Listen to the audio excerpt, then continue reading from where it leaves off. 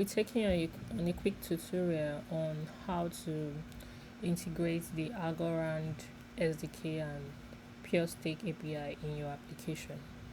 So what we are going to be building in this tutorial is a simple application that enables the user to be able to generate or create a new account, just like what we have on this emulator. And you will also be, at the end of this tutorial, you should also be able to integrate the recovery functionality of the SDK to recover accounts. Then this dashboard takes us to the user transactions and getting of balance, funding of accounts, and transferring of fund. Also, the stateful will also be looking at stateful smart contracts. What does it mean? What does it entail? And for details on this stateful and the stateless smart contracts, you will get them in the article, in the written tutorial of this post. So basically, I'm going to walk you through how this application works. Then I'll walk you through the code, how it works, and the different things that I did in this code, in this project. All right, so when you click on create account, the user is able to see the public key and the passphrase for logging in. So each time you click on this, it generates a new account for the user. Then if you click on the recover account, so for the purpose of this tutorial, I just have a particular account that I generated before that I'm using. So for you to be able to recover your account, you need to know your passphrase, and your passphrase is not something you share with the public. So you want to keep your passphrase very private in a place where you can always have access to it and no one else.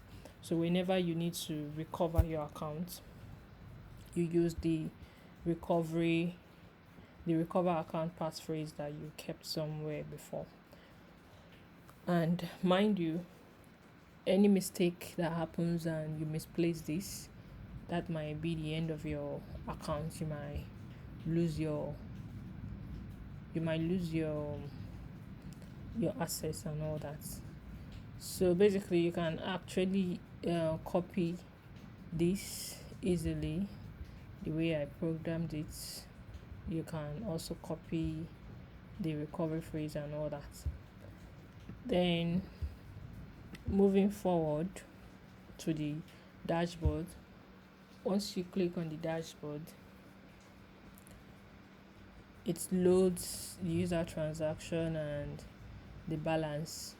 So this is what this particular user has. So for the purpose of this tutorial, I'm using my recovery account as the account for fetching details in the dashboard. And here you can send fund to any particular address. Then you can receive. So for receiving, that's more or less like funding your account, your wallet. So what I need to do is, before I do this, let me just go back quickly and copy my address. So I haven't done that. I can fund this wallet with some additional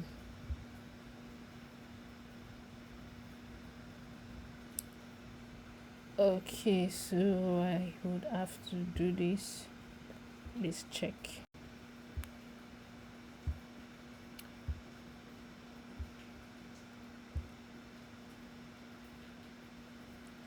Then I paste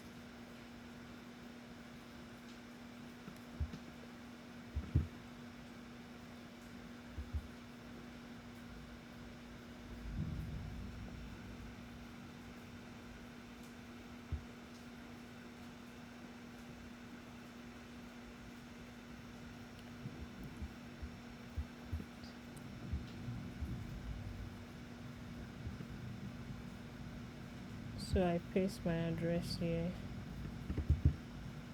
and click on the dispense. So this, once you see status code 200, that means it's successful. Then we'll go back.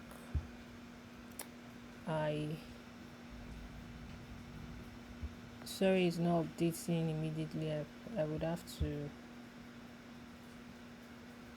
add live server to it. So as you can see, there is an additional amount there, and the number of transactions that this particular account has done will also increase.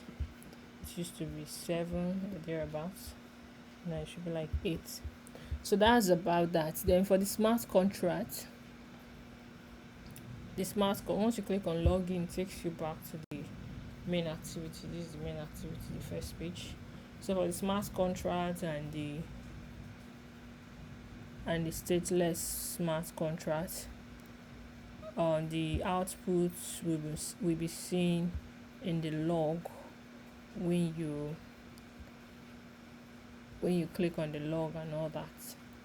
So that's where I'm logging the response from what we are going to do in the smart contract and in this in the stateful smart contract and in the stateless smart contract. So quickly, I don't want this video to be a very long one, so I'm just going to run down through this code and tell you what I did, show you what I did, and you can get the full code from the GitHub repo, which I'll provide. So basically, I'm using Kotlin for this because I noticed that most Android developers these days make use of Kotlin rather than Java. And going through the Algorand tutorial site, I discovered that and there are some few tutorials there already written for Java but none on Kotlin. So I decided to do this tutorial to be able to target Kotlin developers who are mostly the majority when it comes to native Android development. So basically, this is the Grado, and these are some of the files, the dependencies that we're going to use because of the file structure. Because this particular project, I'm using the MVVM design pattern, and it's for dependency ingestion, Retrofit for consuming of the APIs, Coroutines for background work, and all that. So the code is quite broad. It's not something I will code line by line in this tutorial. That will take a lot of time. So I'll just run down through what has been done and add the work. Then for login, we make use of Timber and all that. So this is the dependencies. This is the app structure, the folder structure for the application. So this is the folder structure for the application. Here we have the adapter. So this is the adapter. I'm using view binding to bind the adapter.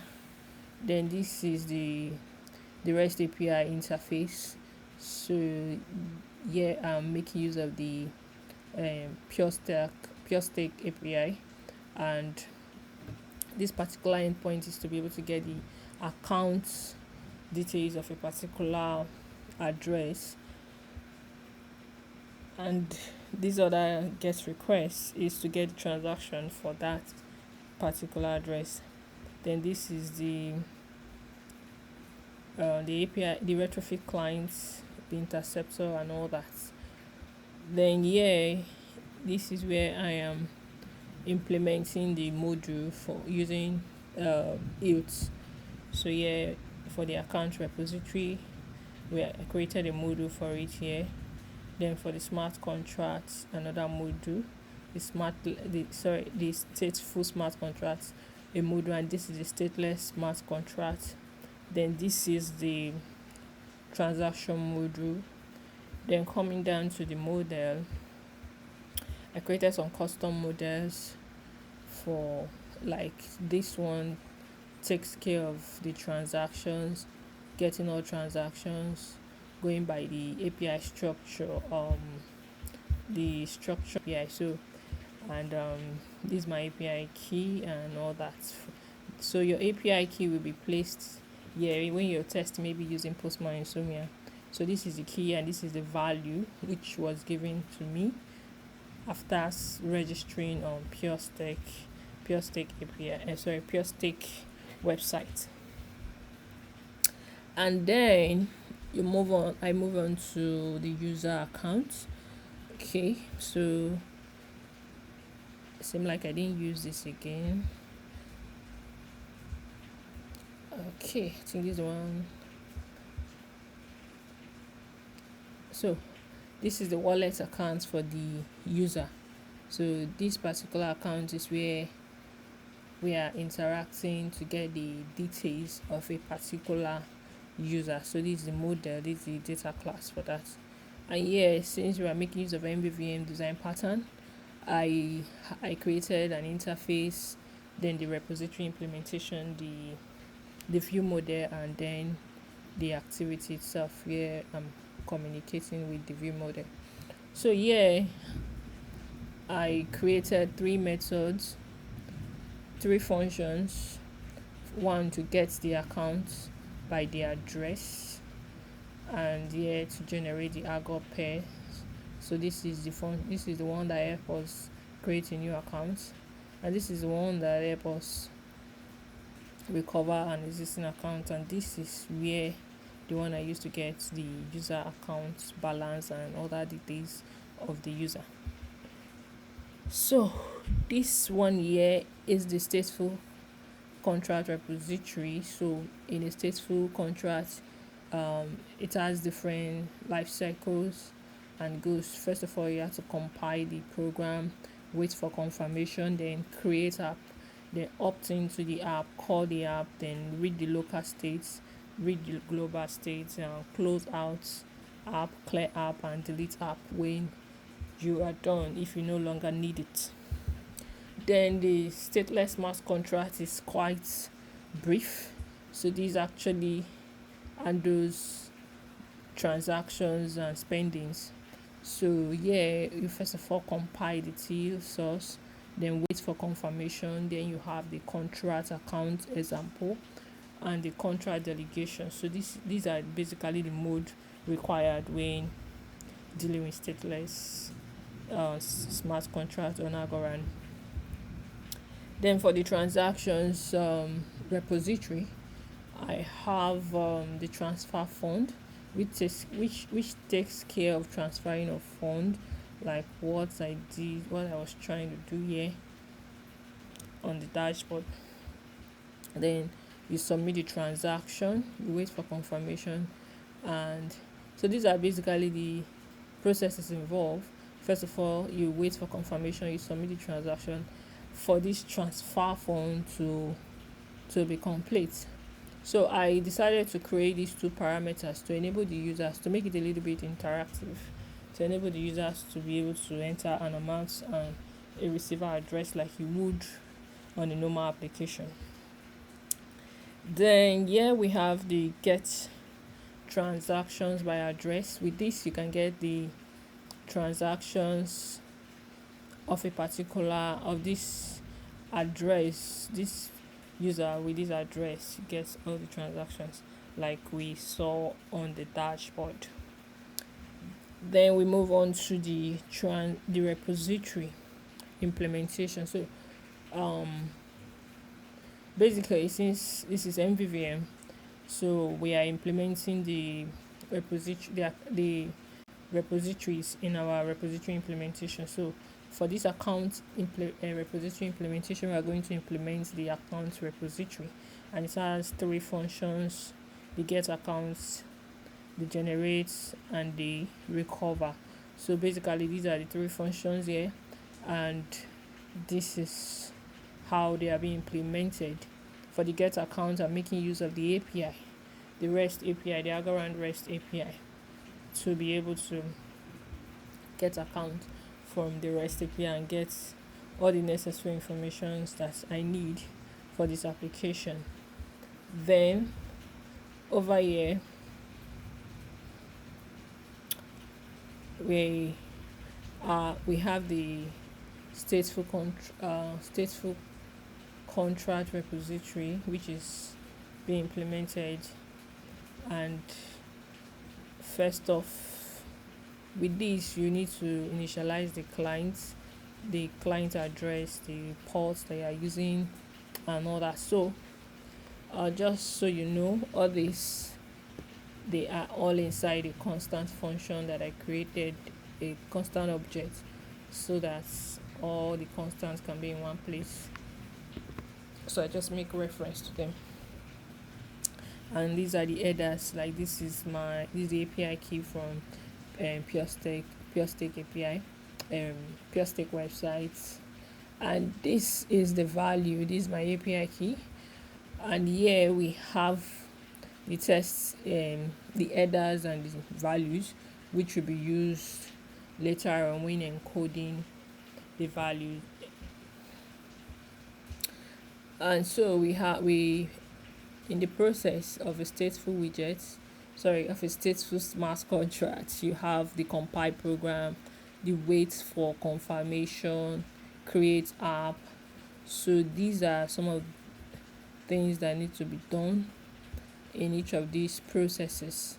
Then we have the read local state, the read global state, and the update application. Then close out, clear app, and delete app. So these are the things that needs to be done, the transaction, the sender, and all that. So we also need to execute. And this is at the point where I'm actually testing everything that I've done at the above. In this section here, we are testing first of all by having to create an approver program, which is in the form of a TEAL. So and we have a clear program too, and here I'm just testing now, calling all the functions that I created up there to test them. And all we are doing here is just logging the response to see what happens. So implementing the stateless smart contract repository, and I'm injecting this here because I'm using each dependency inject, so I need to use at inject constructor and all that. So then the clients, always remember to add your client's information, your client's details to be able to connect to the network. And for this one, it just basically the contract account, the delegation account, and wait for confirmation, because most of these transactions you need to call the wait for confirmation. And here for the transactions, to transfer funds, I put 2 params here to be able to get input from the user. And this is how we are implementing it to be able to transfer fund. We wait for confirmation, then we submit the transaction, and once that is done, you get your response if the transaction was successful or not. So we are getting all the transactions by the address of the user, so just like what we have there. So okay, so we'll move on. These are the constants I created so that later the code, just put all your constant files in one place and make reference to them when you need them. So this function, I was supposed to be using it for copy and paste, but I later didn't use it, so that would probably be removed. Then in the view model, the view model is going to be interacting with the repository implementation, And so yeah, this is at the point where I'm calling um the repository, what I did in the repository. So to get the user accounts, we launch it using the view model scope to launch, and these are coroutines and all that. So and that's why we have suspend in our repositories and all that. Then yeah, we're doing the same thing, calling all the methods from our repository in our account view model. So yeah, we generate the Argo pair, they recover the account, we get the account and all that. Then the same thing here. So yeah, because I'm just logging it, I'm not displaying each of the response one after the other. So I just have just this one so that I can be able to call it in the main activity just to see what the response will be like. And yeah, we compile, the contract account, the account dedication and all that are being called in the view model from the repository. Yeah, the transactions, the same thing, transfer fund and get all transactions and all that. So this is just to enable us show the progress and show the message in case of error or in case of network problem and all that. Then in the view, I have the main activity. So here in the main activity, we have this where I'm implementing the binding,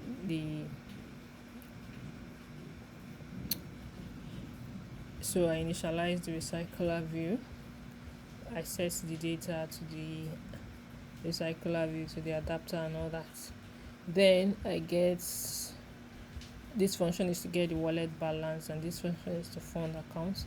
So this funding of accounts is just going to take us to the web browser, the Algorand dispenser, and here we show progress, show message. So this is on create and on option selected for this part of the implementation. Then in the main activity, this is where we're actually calling so let me go back. So in the main activity, this is where we are recovering accounts, create accounts, and all these are just to ensure that when a particular button is clicked, the other items that are being displayed should be invisible and all of that. Then even the stateful smart contracts and stateless smart contract is even called from here.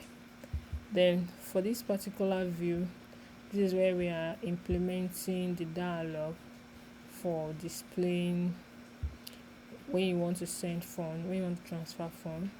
We are displaying the dialog that does. So this is the dialog that does that, and this is the code, the validate transfer, that's helped to validate the transaction and initiate the transfer.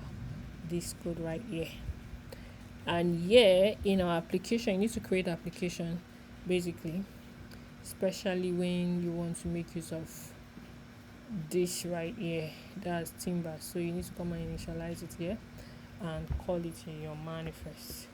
So we have it in our manifest. So this is it right here, and so this is what we've got. So in our resources, we just have some few icons and images that we use, and in the layouts we just have the transaction list items for the recycler view, then the main activity, the activity main and the activity dashboard, then the transfer fund for the dialog. So this is much of what we have got, and in case you are really interested in what I've just done and you want to understand the code better and take a good look at it, so I would advise you to check the GitHub repo that will be linked to this video. And also, if this tutorial has helped you, do well to give it a like and also subscribe to the channel. And moreover, above all, If you want to know more about the Algorand SDK, the REST APIs, how it works, I would advise you to visit the Algorand website for more details on Algorand and getting started building your blockchain applications or your DApp using the Algorand services. So currently they have it in Go, JavaScript, Java, and a couple of other languages on the platform. I hope this tutorial has helped you. Thank you so much for watching.